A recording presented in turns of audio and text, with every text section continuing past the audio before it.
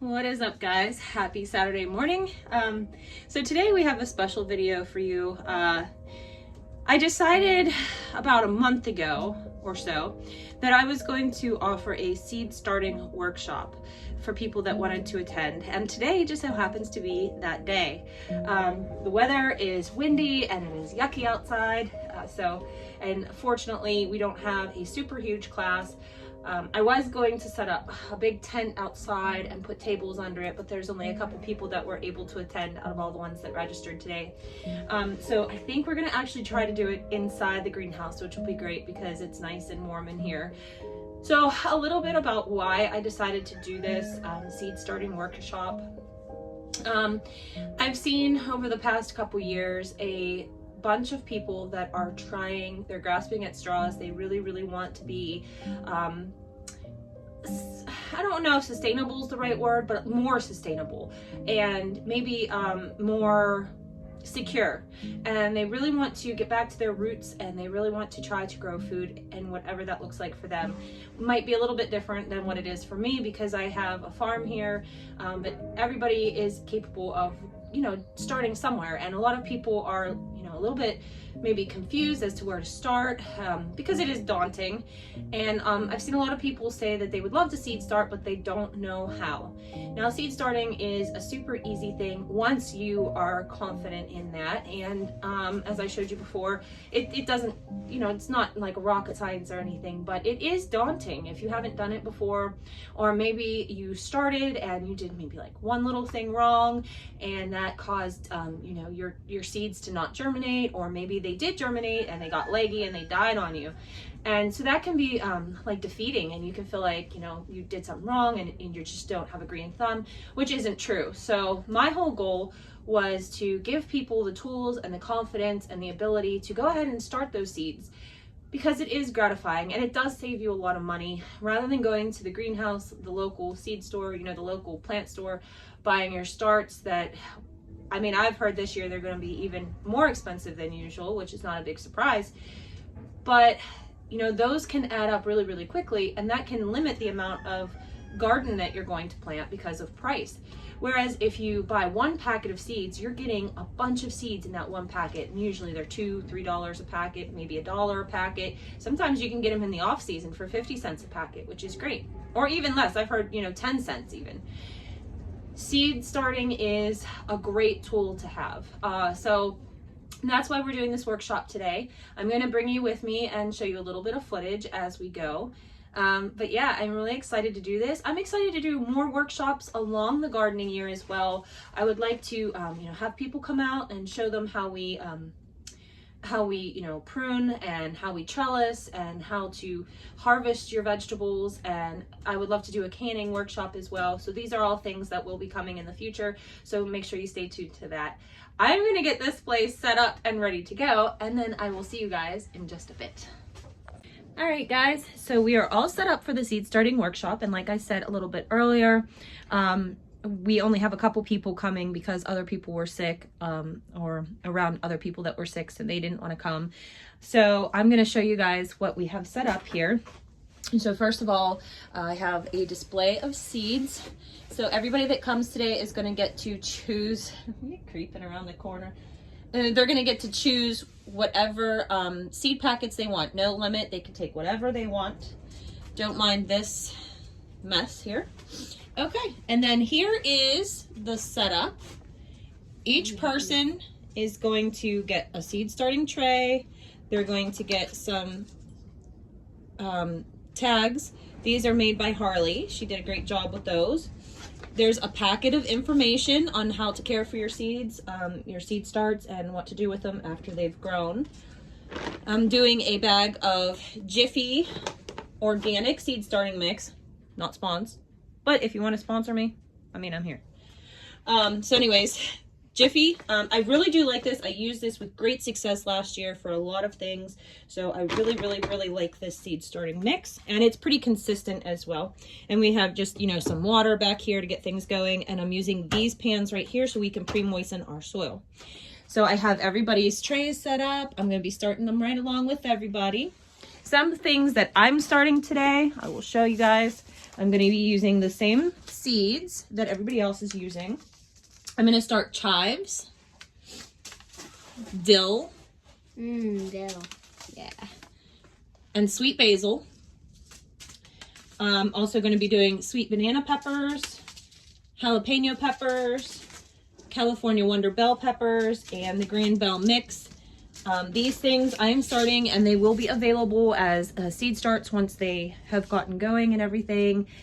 So closer to time, keep an eye out on my Facebook page, because I will have these plants ready for you guys to purchase. And everything will be started organically, so that's good stuff. Anyways, I will bring you guys back when the people get here if they would like to be on camera, which I will ask them. If they don't want to be, then I will just catch up with you guys afterwards. Bye. Hi guys. All right, different day, same hoodie. Today is Sunday, and yesterday was our seed starting workshop, and it went really well. I think everybody had a good time. They learned a lot, and I could answer some questions for them. One of the main themes was how cool it is that younger generations of people are really getting into the old-fashioned things that, you know, are bygone, you know, things that maybe we haven't learned, like canning and gardening and doing all those types of things. And I think it's really important when you have a skill to go ahead and pass it on, teach other people. It's really important that other people learn these skills, because even if, you know, this world just keeps on going swimmingly and nothing bad ever happens, it's just really nice to know the skills and know where your food comes from, and teach your kids too, because, you know, it's beneficial for them as well. So enough of that. I just wanted to show you guys really quickly what we did today. She did. I didn't start any new seeds today, which I need to. I'm actually behind schedule. I started these yesterday, but this is all new. I did this today. I put a shelf up here, so this gives me way more space for all my seed starts, and I'm really happy about that. And here's all my little babies. Lots of peppers, and some flowers, and some medicinals, some lemongrass. I had to get them out of the house. They weren't getting enough sun, and they had all germinated. The lemongrass and some of the celery is looking a little weak, but being out here in the greenhouse now, getting all the daylight, and you know, the wind, when I let the door open, the wind moving these around like this will actually make the stems pretty strong. So that's why we like to every once in a while just run your hands over your seedlings, because that will help make their stems strong. And yeah, so everybody's doing good. You can see here's this is probably more celery. Yeah, these are celery. They're I don't know if you can see how weak they are and kind of just leggy. Of course, celery isn't exactly the strongest plant really when it begins growing anyway, so that's kind of normal. Celery's kind of just like a, not really like a growing thing. It's just, what I mean is it doesn't get a thick stem. Yeah, it does. The whole celery is like the peppers, plant. Like woody. It doesn't get a stem because the celery itself is the stem. Yeah. Yeah. Okay. So I have a bunch of seeds that I have to start later today. I think most of them are medicinals, and let me put you guys down because my arm's getting tired. I think most of it is, yeah, herbs and flowers and medicinals. We have basils and angelica, sage, pennyroyal is new for me, lavender, wormwood, lemon basil, stevia, oregano, more oregano, and fennel.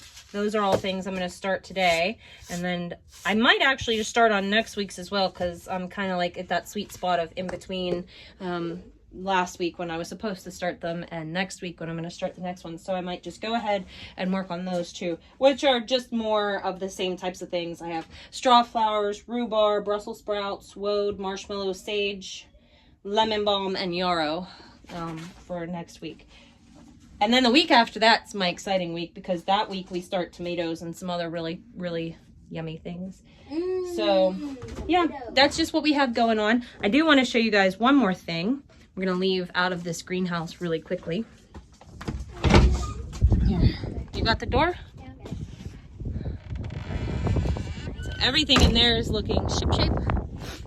But this is what I wanted to show you guys, because I am so excited that it's finally coming together. The other day, me and the kids came out, and look at it. High tunnel. Yeah, or well, it's like more of a low tunnel, but it's up. So I got the bolts to put the center rib, the spine of it up, and the bolts to put the stringers on the bottom. And I have my wiggle wire there. So literally just a little bit of work and this thing's gonna be put together. Then I'll just have to work on the ends. I did think that it was longer than it is. So we flattened out a little bit more of an area. Jeff flattened this out for me. So I was thinking that I might just wait and buy more ribs for it. But then, hold on, put you guys down. Whoop. Okay. So what I decided I'm gonna do so that I can get this started this year, I am going to go ahead and get this done. We're gonna put the ends on it. And I was debating doing seed starts in here as well, like doing a table like I have in the other greenhouse. But because I'm doing the shelves in there and that's really, really working out well, and I actually will have more room if I keep building the tables like I am in there right now, I decided I'm going to keep this for in-ground gardening. Well, I'm going to do small raised beds, about a foot high. And it's really going to allow me to extend my growing season into the fall. I'm going to plant, this year I'm going to try planting my broccoli and cauliflower. I'm going to seed start those, I think, in about July. And then we're going to plant them in here and let them grow into the fall, even early winter, because those types of things, the caterpillars, the little moths, they like to get in there, and I have a really hard time with them. And then if you plant them too late, the heat of the summer gets to them and then they bolt, and it's just a pain. So I'm gonna try them in the fall because I think it'll work better. But what I'm gonna do with this flat spot out here is I'm actually just gonna make more raised beds exactly like I'm doing inside, and that will allow me to add on to this at a later date. So that's the goal for here. I think that catches you guys up on everything that we've been doing that's new around the farm. We have a ton of work to do, and this nice weather really makes you want to get outside and get busy. So I hope you guys have a great Sunday, and I will see you guys in the next one. Bye.